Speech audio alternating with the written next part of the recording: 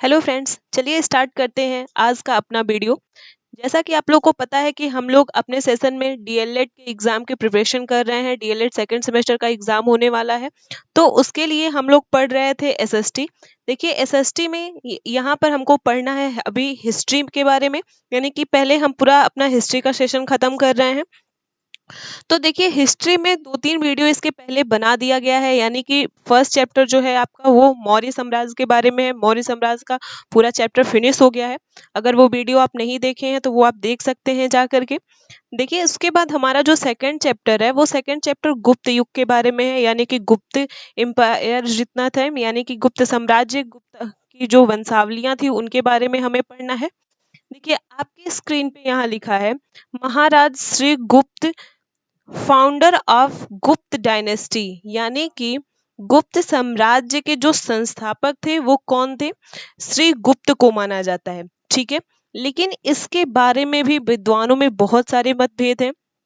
ऐसा बहुत सारे विद्वान मानते हैं कि नहीं, ये चीजें गलत हैं, कि श्री गुप्त फाउंडर नहीं थे, वो संस्थापक नहीं थे गुप्त साम्राज्य के। लेकिन ऐसा मतलब बहुत सारे विद्वान मानते भी हैं कि ये गुप्त साम्राज्य के क्या थे, संस्थापक थे।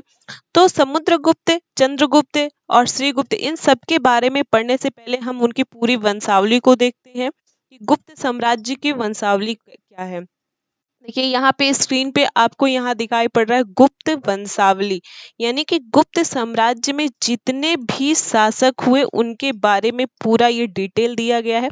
आप इसका स्क्रीनशॉट भी ले सकते हैं, नहीं तो आप इसको नोट डाउन करते चलिए। देखिए श्रीगुप्त एवं घटोत्कच, ठीक है। तो श्रीगुप्त क्या थे? संस्थापक थे, और घटोत्कच उनके पुत्र थे, उनके बाद आए। ठीक है, उसके बाद चंद्रगुप्त प्रथम है, समुद्रगुप्त है, चंद्रगुप्त द्वितीय, विक्रमादित्य हैं। ये सारी चीजें आप इसका स्क्रीनशॉट लीजिए, लेकिन आपके सेमेस्टर के हिसाब से इतनी पूरी चीजें आपसे नहीं पूछी जाएंगी। आपके सेमेस्टर में सिर्फ श्रीगुप्त के बारे में, चंद्रगुप्त प्रथम, समुद्रगुप्त, चंद्रगुप्त द्वितीय, यहाँ तक, यानी कि कह सकते हैं कि जो ऊपर के संस्थापक से लेकर के ये 4 जो नाम आपको दिखाई पड़ रहे हैं यही सबसे ज्यादा इंपॉर्टेंट है, क्योंकि यही ऐसे शासक थे जो अपने पूरे वंशावली में सबसे ज्यादा महान थे। इसके बाद जो कुमारगुप्त प्रथम थे, स्कंदगुप्त थे, ये भी दोनों मतलब कह सकते हैं कि महान थे, लेकिन आपके सेमेस्टर के हिसाब से ये चीजें आपसे नहीं पूछी जाएंगी। जैसे जैसे ये पूरी गुप्त वंशावली नीचे कह सकते हैं कि लास्ट तक जाती है, तो जितने भी इनके वंशज हुए, जितने भी इनके कह सकते हैं उत्तराधिकारी हुए, वो धीरे धीरे अपने आप में कमजोर होने लगे, अयोग्य होने लगे, जिससे गुप्त साम्राज्य का क्या हो गया, पतन हो गया। देखिए आपके सेमेस्टर के बुक के हिसाब से आपको पढ़ना क्या है, सबसे पहले आपको पूरा समुद्रगुप्त, स्कंदगुप्त, इन सब के बारे में मतलब कह सकते हैं कि उनकी वंशावली का परिचय आपको जानना है। फिर गुप्त वंश के जितने शासक हैं उन शासकों का नाम आपको जानना है। देखिए यहाँ पे लिखा है चंद्रगुप्त प्रथम की उपलब्धियां, यानी कि सबसे ज्यादा इंपॉर्टेंट आपके चैप्टर में चंद्रगुप्त प्रथम है। उसके बाद समुद्रगुप्त है, और इसके बाद जो है चंद्रगुप्त द्वितीय, विक्रमादित्य। बस 3 कह सकते हैं कि 3 राजा जो गुप्त वंश के हैं उनको सबसे ज्यादा आपको पढ़ना है। फिर उसके बाद जो कह सकते हैं कि विदेशी हमारे यहाँ आए, जैसे कि फाहियान आया, ठीक है, और हुड़ों का जो आक्रमण हुआ गुप्त काल में, तो इन चीजों के बारे में आपको पढ़नी है। आप इसको भी साइड से कह सकते हैं कि इसका आप स्क्रीनशॉट लीजिए और इसको नोट डाउन करिए, नहीं तो आपके बुक में ये चीजें मिल जाएंगी। तो आपको यही इतना पढ़ना है। आप सेमेस्टर के हिसाब से अपनी पढ़ाई खत्म करिए, क्योंकि एग्जाम आपके बहुत ही जल्दी होने वाले हैं। तो चलिए स्टार्ट करते हैं पहले गुप्त साम्राज्य का परिचय, कि गुप्त साम्राज्य क्या है। देखिए गुप्त काल का भारतीय इतिहास में एक महत्वपूर्ण स्थान है। अब ऐसा क्यों है कि महत्वपूर्ण स्थान क्यों माना जाता है गुप्त काल का? क्योंकि देखेंगे कि गुप्त काल से पहले हम पढ़े थे मौर्य साम्राज्य।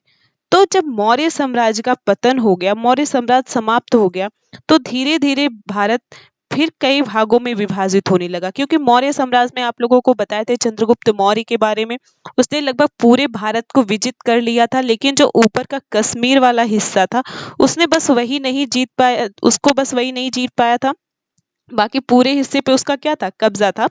लेकिन फिर जब मौर्य साम्राज्य का पतन हो जाता है तो कोई भी ऐसी डायनेस्टी नहीं हुई जिसने पूरे भारत को एकता के बंधन में बांध के रखा हो। इसके बाद जो आता है वो गुप्त साम्राज्य ही आता है, जहाँ पे पूरा भारत फिर से एक अखंड भारत होना स्टार्ट हुआ। देखिए राजनीतिक दृष्टिकोण से ही नहीं, बल्कि कह सकते हैं कि ये पूरी एकता का पुनर्स्थापन काल भी माना जाता है, यानी कि जितने भी राजनीतिक एकता हैं यहीं से स्टार्ट हुए। जब मौर्य साम्राज्य का क्या हुआ, खत्म हो गया, समापन हो गया, तो राजनीतिक एकता धीरे धीरे क्या हो गई, समाप्त हो गई। और समाप्त होने के बाद फिर से स्थापित करने का श्रेय किसको जाता है, गुप्त सम्राटों को जाता है। इसीलिए जो गुप्त साम्राज्य है वो पूरे कह सकते हैं कि इतिहास में अपना महत्वपूर्ण स्थान रखता है। तो देखिए पहले हम जानते हैं श्रीगुप्त के बारे में। जो इनका सन है देखिए 275 से लेकर के 300 ईस्वी तक दिया गया है, ठीक है। तो कहाँ से ये हमें पता चलता है कि श्रीगुप्त इसके संस्थापक थे, गुप्त काल के कह सकते हैं, या गुप्त वंश के संस्थापक श्रीगुप्त को ही क्यों माना जाता है। इसके लिए बहुत सारे अभिलेख हमें मिले हैं। देखिए इन अभिलेखों में जो गुप्त वंश के संस्थापक थे उनका जो नाम मिलता है वो आदिराज महाराज गुप्त मिलता है, ठीक है। ये नाम मिलता है आदिराज महाराज गुप्त। लेकिन परवर्ती गुप्त लेखों में इनका नाम और भी मिलता है, क्या, श्रीगुप्त भी मिलता है। यानी कि अगर आपसे पूछे कि श्रीगुप्त का दूसरा क्या नाम था या श्रीगुप्त को और किस नाम से जाना जाता है, तो उनको आदिराज महाराज गुप्त के नाम से भी जाना जाता है। देखिए यहाँ पे फिर वही चीज दिखा है कि गुप्त वंश के संस्थापक के नाम को लेकर के विद्वानों में क्या है, मतभेद है। कुछ के अनुसार श्रीगुप्त इसके संस्थापक थे और कुछ के अनुसार इनका केवल नाम क्या मिलता है, गुप्त मिलता है, ठीक है। तो ये चीजें आपको बहुत ज्यादा इंपॉर्टेंट नहीं रखती, बहुत ज्यादा मायने नहीं रखती। अगर आपसे पूछे कि गुप्त वंश के संस्थापक कौन थे, तो आपको सीधे सिर्फ एक शब्दों में लिखना है कि गुप्त वंश के संस्थापक श्रीगुप्त थे, ठीक है। इसके बाद जो उनके पुत्र हुए, श्रीगुप्त के जो पुत्र हुए वो कौन थे, घटोत्कच थे। घटोत्कच का जो मतलब पूरा शासन का समय था वो 300 ईस्वी से लेकर के 319 ईस्वी के बीच का था। जब देखिए श्रीगुप्त की मृत्यु हो गई तो घटोत्कच क्या हुए, इसके शासक हुए और इसने महाराज की उपाधि धारण की, ठीक है। लेकिन घटोत्कच बहुत अच्छे से शासन नहीं कर पाया। आप इसका टाइम देखिए 300 से लेकर के 319, यानी कि कह सकते हैं सिर्फ 19 साल तक ये गुप्त काल में कह सकते हैं कि शासन किया। सिर्फ 19 वर्ष तक ये राजा बना रहा। लेकिन इसके जस्ट बाद इसी का पुत्र आता है चंद्रगुप्त प्रथम, ठीक है। तो देखिए इसके पहले आप पढ़े हैं चंद्रगुप्त मौर्य, ठीक। नाम में कंफ्यूजन होगा आपको कि कितने चंद्रगुप्त हैं। तो आपको कह सकते हैं कि पूरी हिस्ट्री में आपको 3 चंद्रगुप्त मौर्य मिलेंगे जो बहुत ज्यादा इंपॉर्टेंट है। पहला आपके मौर्य साम्राज्य से मिलेंगे चंद्रगुप्त मौर्य। इसके बाद आपको गुप्त, जब आप पढ़ेंगे गुप्त वंशज पढ़ेंगे तो उसमें मिलेंगे चंद्रगुप्त प्रथम, ठीक। और इसी गुप्त काल में आपको मिलेंगे चंद्रगुप्त द्वितीय, ठीक है, चंद्रगुप्त द्वितीय। और इन्हीं चंद्रगुप्त द्वितीय को ही विक्रमादित्य भी लिखते हैं, यानी कि पूरा नाम उनका लिखते हैं चंद्रगुप्त द्वितीय विक्रमादित्य, ठीक है। तो नाम को लेकर के कंफ्यूज मत होइएगा। जब चंद्रगुप्त मौर्य लिख करके पूछेगा तो आपसे मौर्य साम्राज्य के बारे में पूछ रहा है। जब चंद्रगुप्त प्रथम या चंद्रगुप्त द्वितीय करके पूछेगा तो वो गुप्त साम्राज्य से रिलेटेड है, ठीक है। अब देखिए जो चंद्रगुप्त थे, चंद्रगुप्त प्रथम थे, इनको कह सकते हैं कि गुप्त साम्राज्य का वास्तविक संस्थापक माना जाता था। कैसा संस्थापक माना जाता था, वास्तविक संस्थापक माना जाता था। देखिए श्रीगुप्त जो थे वो सिर्फ संस्थापक थे। श्रीगुप्त क्या थे, संस्थापक थे। अब संस्थापक और वास्तविक संस्थापक में क्या अंतर है, देखिए एक होता है कि जो सिर्फ नाम का राजा होता है, ठीक है। तो श्रीगुप्त क्या थे, वो कह सकते हैं कि वो नाम के राजा थे। वो बोल दिए कि हाँ ये हमारा वंश है और ऐसे ही लोग राज करेंगे, मतलब कोई विशेष काम वो नहीं कर पाए थे, तो उनको सिर्फ संस्थापक कहा जाता है। लेकिन जब चंद्रगुप्त प्रथम आए तो वो बहुत ही महान हुए, यानी कि कह सकते हैं कि जितने भी इनके पहले 2 लोग थे उन सभी लोगों से ये महान हुए। तो इसीलिए इनको क्या बोला जाता है, वास्तविक संस्थापक बोला जाता है। और ऐसा माना जाता है, इनके अभिलेखों से प्राप्त होता है कि ये गुप्त वंश के प्रथम महान शासक थे, ठीक है। प्रथम महान शासक थे जिसने कौन सी उपाधि धारण की, महाराजा धीराज की उपाधि धारण की। देखिए गाइज आप इसको नोट डाउन करते चलेंगे तो बहुत अच्छा रहेगा, क्योंकि बाद में अगर आप बुक से पढ़ेंगे तो पढ़ना बहुत लेंदी हो जाएगा और आपको समझ नहीं आएगा। जितनी चीज आपको इंपॉर्टेंट बताई जा रही हैं या अंडरलाइन की जा रही हैं तो आप उसको ऐसे लाइन वाइज नोट डाउन करिए, ठीक है। अब देखिए 2-3 चीजें हम इनके बारे में जाने, यानी कि जो चंद्रगुप्त प्रथम थे वो गुप्त साम्राज्य के वास्तविक संस्थापक थे और पहले महान शासक थे। नेक्स्ट वो कौन सी उपाधि धारण किए थे? महाराजा धीराज की उपाधि धारण किए थे। और जो चंद्रगुप्त थे इनके बारे में बहुत कम जानकारी मिलती है, मतलब बहुत सारी जानकारी इनके बारे में नहीं मिलती है, क्योंकि ये महान तो थे लेकिन बहुत सारी चीजें नहीं कर पाए थे अपने शासन काल में। लेकिन इनका जो सबसे ज्यादा इम्पोर्टेंट काम है वो गुप्त संवत का प्रचलन, यानी कि जो चंद्रगुप्त प्रथम थे उन्होंने अपना सन चलाया। सन का मतलब क्या? जैसे कि मान लीजिए अभी हम लोग क्या लिखते हैं, जनवरी फरवरी मार्च अप्रैल लिखते हैं, तो ये तो हमने ही बनाया ना, कोई बनाया होगा। तो इसी तरीके से जो चंद्रगुप्त प्रथम थे उन्होंने अपना खुद का सन बनाया, अपना खुद का साल बनाया। तो 319 से 320 में, यानी कि कह सकते हैं 319-20 में इन्होंने कौन सी स्थापना की? गुप्त संवत की स्थापना की। और चंद्रगुप्त प्रथम द्वारा स्थापित यह जो संवत है इतिहास में गुप्त संवत के नाम से जाना जाता है। ठीक है, अब ये क्वेश्चन बहुत ज्यादा इंपॉर्टेंट है, या आपके कह सकते हैं कि टेट के एग्जाम में भी पूछा जा सकता है या सेमेस्टर के एग्जाम में भी पूछा जाता है कि गुप्त संवत की स्थापना किसने की थी। तो गुप्त संवत की स्थापना चंद्रगुप्त प्रथम ने की थी। और कब किया था इन्होंने? तो 319-20 में किया था। ठीक है, इसके बाद देखिए दूसरा इनका जो महत्वपूर्ण काम था कि इन्होंने महाराजा धीराज की उपाधि धारण की। ठीक, तो देखिए ये क्वेश्चन अगर आपसे पूछे कि प्रथम महाराजा धीराज की उपाधि धारण करने वाला गुप्त वंश में शासक कौन हुआ? तो चंद्रगुप्त प्रथम हुए। ठीक है, अब इन्होंने क्यों महाराजा धीराज की उपाधि धारण की? क्योंकि ये बहुत ही शक्तिशाली थे। ठीक है, और स्वतंत्र राज्य की स्थापना कर रहे थे। यानी कि अभी तक मौर्य वंश के पतन के बाद क्या हुआ कि ऐसा कोई साम्राज्य नहीं हुआ कि जो पूरे भारत को एकता में बांध करके स्वतंत्र राज्य की स्थापना करे। स्वतंत्र राज्य का मतलब क्या होता है कि वो दूसरे राजा के अधीन शासन ना करे।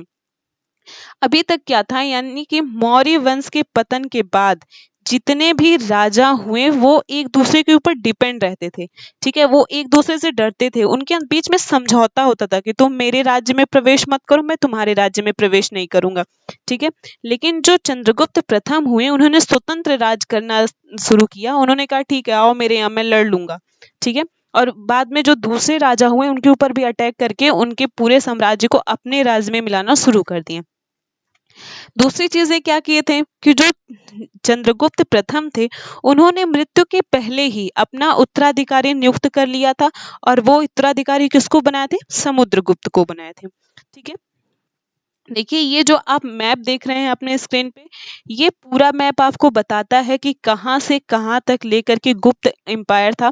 देखिए यहाँ पे सिंबल दिया हुआ है साइड में, ये जितना आपको पीला वाला दिख रहा है, येलो येलो दिख रहा है, ये पूरा गुप्त एम्पायर है। यानी कि कह सकते हैं आप यहाँ देख रहे हैं गुजरात, राजस्थान, पंजाब, पूरा सिंध प्रांत ले करके कह सकते हैं कि ये पूरा देखिए यहाँ से उत्तर पूर्वी भारत तक और यहाँ नीचे दक्षिण तक कह सकते हैं कि आंध्र प्रदेश, तमिलनाडु, ये सारे क्षेत्र कहाँ पर थे? गुप्त एम्पायर में थे। ठीक है, ये जो बीच का थोड़ा सा हिस्सा ये साइड साइड में आपको दिख रहा है, ये है मगध एम्पायर। ठीक, और ये जो बीच में आपको देखिए ये है कैपिटल सिटी। ठीक है, ये कैपिटल सिटी है। और ये देखिए यहाँ पे इस तरीके से कह सकते हैं कि ये पूरा का पूरा जो है वो हमारा कौन सा साम्राज्य था? गुप्त साम्राज्य था। ठीक है, तो इस तरीके से आपको पूरा मैप के माध्यम से पता चल जाएगा कि कहाँ से कहाँ तक लेकर के ये पूरा साम्राज्य था। देखिए ये जो हम आपको मैप दिखाए हैं ये पूरा मैप वो समुद्रगुप्त के शासन काल में हुआ है। यानी कि जहाँ से हम बताएं आपको कि गुप्त एम्पायर है वो पूरा एम्पायर समुद्रगुप्त के शासन काल में हुआ। जो समुद्रगुप्त थे वो अपने साम्राज्य के बहुत ही महान शासक थे। देखिए गाइस समुद्रगुप्त के बारे में आपको जानना है तो एनसीईआरटी, ठीक है, एनसीईआरटी आपको देखना पड़ेगा। और एनसीईआरटी देखने के लिए हम आपको अपने एक दूसरे चैनल के बारे में बता रहे हैं, जो हमारा दूसरा चैनल है ई एजुकेशन। ठीक है, तो आप वहां पर जाकर के पूरे एनसीईआरटी को देख सकते हैं। उस एनसीईआरटी में पूरे 6 to 8 तक की हिस्ट्री बताई गई है, 6 to 8 तक की हिस्ट्री बताई गई है। लेकिन वहां पे आपको पूरा 6 to 8 हिस्ट्री नहीं देखना है।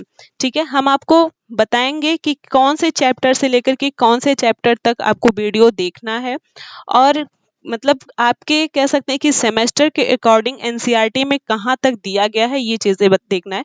बस आज हम आपको शॉर्टली बता रहे हैं, 6 to 7 ही आपको देखना है हिस्ट्री, ठीक है। तो हम इस चैनल का आपको लिंक यहाँ पे आप साइड में देखेंगे, आई कार्ड होता है, हम वहाँ पे दे देंगे, या आप हमारे डिस्क्रिप्शन बॉक्स में जा कर के भी पूरा इस चैनल का लिंक ले सकते हैं। वहाँ पे जा कर के आप पूरी एनसीईआरटी की हिस्ट्री देखिए, प्लस इसके साथ आपको ज्योग्राफी जो आपके सेमेस्टर में है वो भी आपके ई एजुकेशन पे मिल जाएगा, ठीक है। और दूसरी चीज़ें जो बाकी की चीज़ें बची, मतलब कि कौन से चैप्टर से आपको पढ़ना है किस क्लास से, तो ये सारी चीज़ें हम अपने नेक्स्ट वीडियो में आपको पूरा डिस्कस करके बताएंगे कि आपके सिलेबस के अकॉर्डिंग एनसीईआरटी की कौन सी चीज़ें आपको पढ़नी है, वो हमारे वीडियो में वहाँ पे है। देखिए यहाँ पे आपको अभी शॉर्टली हम ये समुद्रगुप्त के बारे में यह सारी चीज़ें बता रहे हैं, लेकिन इसको आपको अगर बहुत अच्छी तरीके से पढ़ना है तो आप एनसीईआरटी की वहाँ पे सारी चीज़ें जा करके देख सकते हैं। उसके साथ प्लस पॉइंट आपके लिए ये चीज़ है कि अभी देखिए यहाँ पे आपको अभी चैप्टर 2 पढ़ाया जा रहा है, ठीक है, चैप्टर 2 पढ़ाया जा रहा है, लेकिन वहाँ पे लगभग सारी चीज़ें खत्म हो चुकी हैं, ठीक। तो आपको पूरा अगर आपको देखना है तो आप इसका लिंक हमारे डिस्क्रिप्शन बॉक्स से ले लीजिए, आई कार्ड से ले लीजिए, ठीक। तो चलिए आगे देखते हैं समुद्रगुप्त के बारे में। देखिए जो समुद्रगुप्त थे इनके बारे में जानकारी शिलालेख, स्तंभ लेख और मुद्रा साहित्य ग्रंथ आदि से इनके बारे में जानकारी मिलती है, लेकिन जो इनके विषय में सबसे ज्यादा कह सकते हैं कि प्रमाणित जानकारी मिलती है वो प्रयाग प्रशस्ति से मिलती है, ठीक है। यानी कि अगर आपसे क्वेश्चन पूछे कि समुद्रगुप्त के बारे में प्रमाणित जानकारी कहाँ से मिलती है, तो आपको आंसर करना होगा कि समुद्रगुप्त के बारे में प्रमाणित जानकारी प्रयाग प्रशस्ति से मिलती है, ठीक है। प्रयाग प्रशस्ति एक शिलालेख है, ठीक है। तो इसके बारे में आप लिखेंगे कि हमें समुद्रगुप्त के बारे में पूरी जानकारी कहाँ से मिलती है, प्रयाग प्रशस्ति से मिलती है। और जो समुद्रगुप्त हुए उन्होंने पूरे भारत को राजनैतिक सूत्र में बांधने का क्या किया, प्रयास किया कि वो पूरे भारत को एकता के सूत्र में बांध सके। इसके लिए इन्होंने अपने पूरे साम्राज्य का चतुर्मुखी उन्नति करने की ओर ध्यान दिया। अब देखिए चतुर्मुखी उन्नति का मतलब क्या है कि ऐसा नहीं कि मतलब मैं शिक्षा दे रहा हूँ तो सिर्फ शिक्षा दूंगा, मैं रोजगार दे रहा हूँ तो मैं सिर्फ रोजगार दूंगा, ऐसा नहीं। वो जो भी काम किए वो पूरी तरीके से अच्छी तरीके से किए और हर तरफ से करना शुरू किए। जैसे कि वो अपने यहाँ पे अपने प्रजाजनों में शिक्षा, भोजन, रोजगार, हर चीज की व्यवस्था करना शुरू किए। साथ साथ में जितने भी आसपास के प्रदेश हुए उनको भी अपने राज्य में मिलाना प्रारंभ कर दिए, ठीक है। इसके बाद जो समुद्रगुप्त हुए इन्होंने 2 प्रकार के अपने सैन्य अभियान किए, जिसमें इनका पहला सैन्य अभियान जो है वो देखिए दक्षिणापथ का आपको अभियान मिलेगा। तो इसके बारे में हम जानते हैं, देखिए लिखा है कि प्रयाग प्रशस्ति से ज्ञात होता है, क्या ज्ञात होता है कि समुद्रगुप्त ने उत्तरी भारत जिसको क्या कहा जाता है, आर्यावर्त कहा जाता है। अब देखिए आर्यावर्त क्यों कहा जाता है, सिंध प्रांत का मतलब आप लोग समझते होंगे। देखिए जहां से सिंधु नदी बहती है, यानी कि जब हम ऊपर का कश्मीर वाला पूरा बेल्ट देखते हैं तो सिंधु नदी ये इस तरीके से जाती है, तो ये वाला पूरा बेल्ट और जो हमारा उत्तरी भारत का हिस्सा होता है ये वाला पूरा बेल्ट, ठीक है। तो ये हमारा सिंधु प्रांत होता है और सबसे पहले हमारे यहाँ ही आकर के आर्यों ने कह सकते हैं कि निवास करना प्रारंभ किया। तो आर्य आकर के उत्तर भारत में बसे, तो इसीलिए इनको क्या बोलते हैं, इस एरिया को पूरा आर्यावर्त बोलते हैं। देखिए आर्य जो थे इनको ऐसा माना जाता था कि ये मध्य एशिया के निवासी थे। अब मध्य एशिया क्या है ये सारी चीजें हम अपने नेक्स्ट वीडियो में डिस्कस करेंगे, ठीक। तो आर्यावर्त कहते हैं। और उत्तरी भारत ने इसने कितनी बार आक्रमण किया, 2 बार आक्रमण किया। जो प्रथम आक्रमण किया, प्रथम अभियान ने समुद्रगुप्त ने 3 शासक अच्युत, नागसेन तथा कोटकुलज वंश के राजा को क्या कर दिया, पराजित कर दिया, ठीक। और इसके बाद इसी प्रथम सैन्य अभियान में इसने दक्षिणी भारत का भी अभियान किया, दक्षिणापथ जिसको कहते हैं। इसमें इसने उत्तर भारत में अपनी स्थिति मजबूत बनाने के पश्चात दक्षिण की ओर स्टार्ट किया, जिसमें समुद्रगुप्त ने क्या किया, 346 ईस्वी में पाटलिपुत्र से चलना प्रारंभ किया, ठीक। फिर दक्षिण में उसने जिन राजाओं को पराजित किया उनके नाम प्रयाग प्रशस्ति में नहीं मिले हैं, पर पराजित राज्यों के नाम, जो मतलब जो राज्य उसने पराजित किया था उसके नाम मिलते हैं, जो इस प्रकार हैं। देखिए कौन कौन से उसने पराजित किया था। सिंपल सा फंडा देखिए, उसने दक्षिण भारत में 12 राज्यों को पराजित किया था। जो 12 राज्य थे वो ऐसे हैं: कौशल, महाकांतार, कोराल, पृष्ठपुर, कोहर, एरडेपल्ल, कांची, अवमुक्त, बेंगी, पालमक, देवराष्ट्र, कुरुथलपु। ठीक है, तो इस तरीके से 12 राज्य थे। और जो राज्यों के क्रमशः शासक थे, देखिए ये राजा जो थे उनके शासक थे, उनका नाम दिया गया है। तो ये सारी चीजें बहुत इंपॉर्टेंट नहीं है आपके सेमेस्टर के अकॉर्डिंग, लेकिन ये बुक में आपके दिए हुए हैं तो पढ़ना है। लेकिन जो दक्षिण की नीति हुई उसको देखिए क्या दिया गया है कि दक्षिण अभियान में इसने 12 राज्यों को पराजित किया, और उत्तर भारत और दक्षिण भारत के बीच बहुत अधिक दूरी थी, इसलिए उत्तरी भारत से दक्षिण भारत पर शासन करना ना केवल मुश्किल था बल्कि नामुमकिन एक तरीके से कह सकते थे, एक तरीके से था। अतः समुद्रगुप्त ने क्या किया कि दक्षिण भारत के राज्यों को विजित करके अपने साम्राज्य में मिला लिया था। वही दक्षिण में उसने जिन राज्यों को विजित किया उनके उनके राज्यों को वापस कर दिया। यानी कि जो कह सकते हैं कि उत्तर भारत से थोड़े सटकर के राज्य थे उनको तो अपने राज्य में मिला ही लिया, लेकिन जो बिल्कुल दक्षिण में थे उनको, उन राजाओं को वापस कर दिया। ठीक है, तो इस तरीके से इनके कुछ सैन्य अभियान थे। अभी हम लोग प्रथम सैन्य अभियान पढ़े, दूसरा हम लोग द्वितीय सैन्य अभियान अपने नेक्स्ट वीडियो में पढ़ेंगे। इसके बाद देखिए हम लोगों को रामगुप्त के बारे में पढ़ना है, चंद्रगुप्त द्वितीय, विक्रमादित्य के बारे में पढ़ना है। तो ये सारी चीजें हम अपने नेक्स्ट वीडियो में देखेंगे गाइज। इस नेक्स्ट वीडियो में हम अपने समुद्रगुप्त के जो द्वितीय सैन्य अभियान हुआ उसके बारे में भी देखेंगे। ठीक है, तो मिलते हैं अपने नेक्स्ट वीडियो में। साथ में आप मेरे बात को पूरे अच्छे तरीके से ध्यान रखिएगा कि अगर आपको जल्दी से जल्दी अपने सेमेस्टर को कंप्लीट करना है तो आप हमारे एनसीईआरटी का पूरा चैप्टर आप 6 to 8 हिस्ट्री ज्योग्राफी, ठीक है, तो वो हमारे जो नेक्स्ट हमारा दूसरा चैनल है ई एजुकेशन में जाकर के पढ़ सकते हैं। उसके लिए हम लिंक आपको दे देंगे, आई बटन पे भी दे देंगे। और दूसरी चीज़ है कि हम आपको डिस्क्रिप्शन बॉक्स में भी इसका पूरा लिंक दे देंगे। ठीक है, और जो है वो तो आपके सेमेस्टर के अकॉर्डिंग यहाँ पे पढ़ाई ही जाएंगी। देखिए एनसीईआरटी में भी वही चीज़ दिया गया है कि जो आपके बुक में दिया गया है, तो आप लोग बिल्कुल हिचक मत खाइए कि मैं एनसीईआरटी क्यों पढूं। एनसीईआरटी आप बिल्कुल पढ़ सकते हैं क्योंकि वो बिल्कुल आपके सेमेस्टर का ही है। ठीक है, तो मिलते हैं गाइज अपने नेक्स्ट वीडियो में। Thank you so much for watching my videos.